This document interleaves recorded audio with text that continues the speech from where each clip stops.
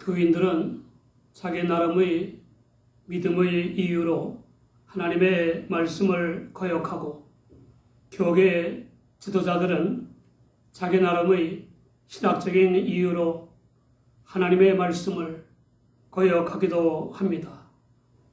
그 모든 사람이 하나님의 말씀을 거역하는 결정적인 이유는 의식 또는 무의식적으로 자기를 으뜸으로 여기는 자기 위주여, 자기를 판단과 행동의 기준으로 여기는 자기 본의입니다. 유대인만이 선민이고 이방인은 멸망한다는 유대교 위주의 본인 신학과 민족적 원한과 신상의 위험 때문에 하나님을 거역하고 다시스로 도망치다가 거센 풍랑에 던져져서 큰 물고기 뱃속에 삼켜진 요나는 하나님께 부르짖어 기도했습니다. 하나님께서는 그 물고기에게 명하여 요나를 육지에 토하게 하셨습니다. 하나님께서는 부르짖어 기도하는 요나의 목숨을 구해 주셨을 뿐만 아니라 하나님의 사자인 선자로서의 존엄과 명예를 여전히 인정하셨습니다. 회개하고 부르짖어 기도하는 요나에게 죄를 문책하는 대신에 말씀 선포의 사명을 재차 맡기신 것입니다. 믿어 구원받은 우리도 일하다가 실수할 수 있고 주 하나님의 이름으로 주 하나님의 말씀을 거역할 때가 있을 수 있습니다. 기록한 바 의인은 없나니 하나도 없으며 라고 한 로마서 3장 10절의 말씀처럼 성인이나 도덕군자, 대가나 전문가, 지성인이나 문맹자 할 것 없이 모든 사람은 죄와 불신앙, 실수와 잘못이라는 돌에 걸려 넘어질 수 있습니다. 그런데 오만이나 악한 이념이나 뇌물이나 음란이나 배신 같은 돌에 반복해서 걸려 넘어지는 미련한 사람들이 있습니다. 같은 돌에 2번, 3번 넘어지면 안 됩니다. 보다도 남이 걸려 넘어진 돌을 보고 피하거나 뛰어넘는 지혜가 있어야 합니다. 예수를 잘 믿는다고 자부하는 사람이 대표인 어느 단체가 문제가 있는 개혁자나 교인이 아닌 기자들을 불러놓고 교회가 개혁되어야 할 이유를 밝히곤 했습니다.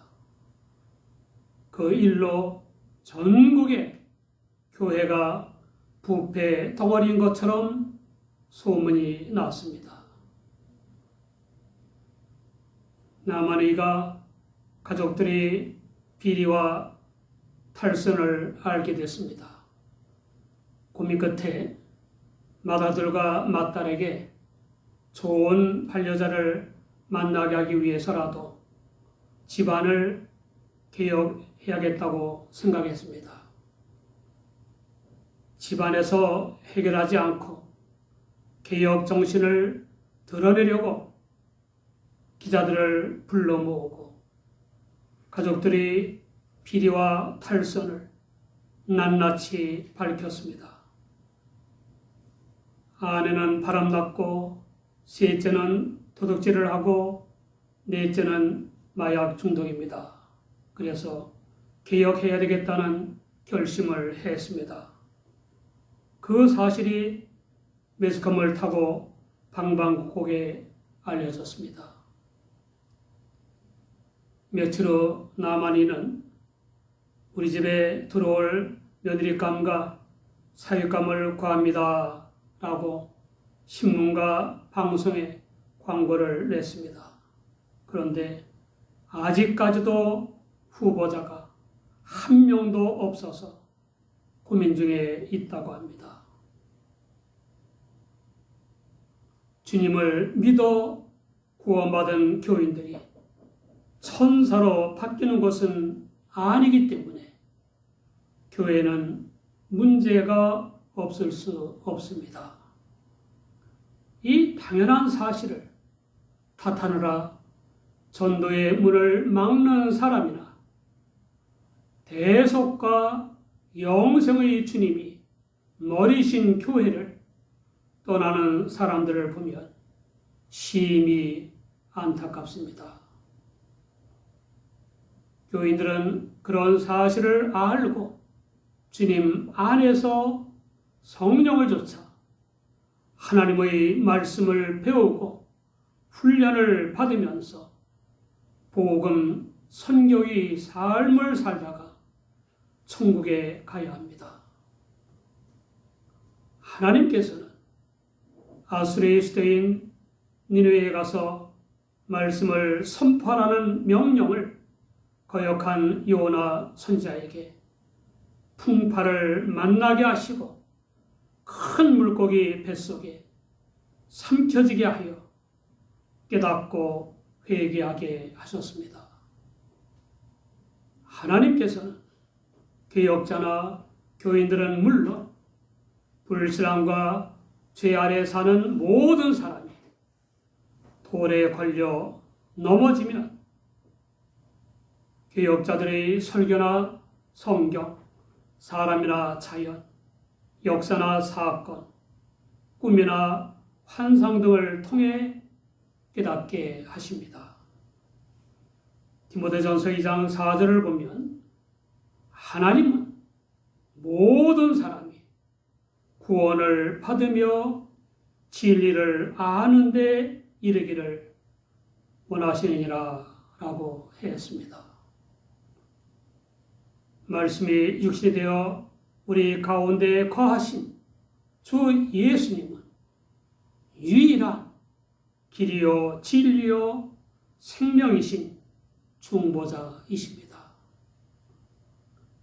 현대에도 신학의 첨단을 걷는다고 자부하는 신학자들의 주장 때문에 하나님의 성육이신 주님의 보혈의 은혜로 형성된 교회가 심각한 위기를 맞고 있습니다. 그들 중에는 주님의 신성을 부인하는 이들도 있고 주님의 십자가의 구속과 부활을 부인하는 이들도 있고 주님을 민중과 동일시하거나 민중으로 치환하는 이들도 있고 기독교를 유일한 구원의 종교가 아니라고 하는 이들도 있습니다. 그 결과 유럽 교회와 미국 교회가 쇠퇴하고 어떤 교회 건물은 관광지가 되거나 팔리기도 했습니다. 한국 교회 역시 벌써부터 감소하고 있는 중입니다. 종교다원주의 신학과 인본주의 신학과 교회 내의 문제들과 이단들의 발호와 반기독교적 세상 풍조가 원인입니다. 결정적인 원인과 처방은 디모데 후서 4장 3절 이하에 나옵니다. 때가 이르리니 사람이 바른 교훈을 받지 아니하며 귀가 가려워서 자기 사역을 좇을 스승을 많이 두고 또 그 귀를 진리에서 돌이켜 허탄한 이야기를 좇으리라. 그러나 너는 모든 일에 근신하여 고난을 받으며 전도인의 일을 하며 내 직무를 다하라. 인본주의 신학이나 종교다원주의 신학이나 선악 규범에 따른 도덕 교훈 위주가 아닌 하나님 위주나 하나님 본의의 교회들은 여전히 부흥하고 있으므로 소망이 있습니다. 세상이나 종교계나 지도자들이 잘못된 이념이나 교리에 쏠리면 엄청난 피해를 초래하는 것입니다. 특히 잘못된 신학은 교인들까지 영원한 멸망의 길로 떨어지게 한다는 점에서 그 어떤 지도자들의 잘못보다 더 심각한 것입니다. 야고보서 3장 1절을 보면 내 형제들아 너희는 선생된 우리가 더 큰 심판 받을 줄을 알고 많이 선생이 되지 말라 라고 하는 지도자에 대한 경고가 있습니다. 어떤 이들은 일신을 믿는 기독교를 온갖 신들을 숭배하는 미신과 갖가지 종교들 중 하나라고 하고 모든 종교는 다 절대자에 이르는 것이며 따라서 모든 종교에는 구원이 있다고 주장합니다. 한마디로 산의 정상은 하나이나 등산로는 다양하다는 것입니다. 이 종교다운주의 신학이 맞는다면 주와 하나님을 믿을 필요도 없고 섬겨할 필요도 없습니다. 메시아이신 주 예수님이 오실 리도 없고 하나님께서 메시아 약속을 하셨을 리도 없습니다. 여러분 잘 들으십시오. 하나님께서 요나 선자에게 이방의 큰 도성이 니느웨로 가서 40일이 지나면 니느웨가 무너진다고 선포하라고 명령하셨는데 그 니느웨에는 신들을 믿는 종교들이 없어서 그러신 줄 압니까? 그곳에도 다른 나라들처럼 온갖 신들을 숭배하는 갖가지 종교들이 있었습니다. 실상 원시 시대부터 종교 다원화 현상이었습니다. 니느웨에도 종교들과 음란을 비롯한 온갖 죄악 생활이 판치고 있었습니다.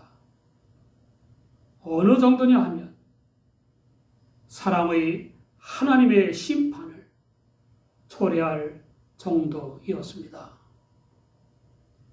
하나님께서 거역한 요나를 강제로 보내서 심판을 선포케 하시는 것은 니느웨에 대한 사랑입니다. 그들에게 구원자 하나님이 누구의 인가를 알려서 믿게 하시려는 것입니다. 그들이 믿는 신들은 구원자가 아니고 그들의 각종 종교는 구원의 길이 아닌 것을 깨닫게 하시는 것입니다. 그들의 각종 종교는 사탄의 계획에 미혹당한 것입니다. 고린도전서 12장 2절을 보면 너희도 알거니와 너희가 이방인으로 있을 때에 말 못하는 우상에게로 그는 그대로 끌려갔느니라 라고 했습니다. 사람들을 말 못하는 우상에게로 끄는 주체는 사탄입니다. 앞서 풍랑을 만났을 때 배에 타고 있던 모든 사람이 믿던 각각의 신들이 아무것도 아니고 오직 여호와 하나님만이 인류의 구원자이심을 안 요나는 자기의 목숨을 구해주시고 다시 명령하시는 하나님께 즉시 복종했습니다. 처음에 복종했더라면 죽을 고생도 안 했을 것이고 또 남들에게 풍파를 만나 재물을 바다에 던지게 하지도 않았을 것입니다. 아무튼 같은 돌에 2번 다시 넘어지지 않았습니다. 대개 때늦은 복종이라 별 의미가 없는 것입니다. 하나님의 능력을 체득한 요나는 목숨을 하나님께 맡기고 다음 데이 니느웨로 들어가서 외쳤습니다. 40일이 지나면 니느웨가 무너지리라. 정말 놀라운 일이 벌어졌습니다. 온갖 신들을 믿던 니느웨의 사람들이 요나가 전한 하나님을 믿고 금식을 선포하고 무거운 대소하고 굵은 배를 입었습니다. 굵은 배를 입는 것은 슬픔과 회개를 상징하는 것입니다. 여러분, 우리에게 명령하시는 하나님께서 우리보다 먼저 역사하시는 것을 믿으시기 바랍니다. 절대로 하나님을 안 믿을 것 같은 가족이나 동료나 사람들에게도 하나님은 이미 역사하고 계시다는 것을 믿고 기도하며 주님을 전해야 합니다.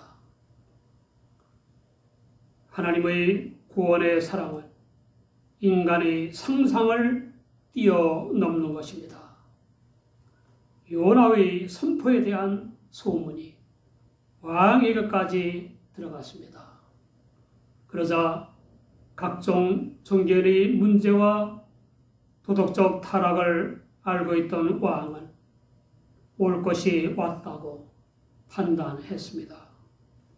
조복을 벗고 굵은 배를 입고 제에 앉았습니다. 제에 앉는 것은 무력하고 절망적인 상태를 나타내는 것입니다. 왕은 조서를 내렸습니다. 사람과 짐승 모두 단식하고 굵은 배를 입고 여호와 하나님께 부르짖고 각기 악한 길과 손으로 행한 강포에서 떠나라고 했습니다. 혹시 하나님께서 진노를 그치사 니느웨를 멸망시키실 뜻을 돌이키실지도 모르지 않으냐는 것입니다. 아닌 게 아니라 하나님께서는 니느웨의 회개와 믿음을 감찰하시고 내리기로 하신 재앙을 내리지 않으셨습니다. 여러분 축복합니다.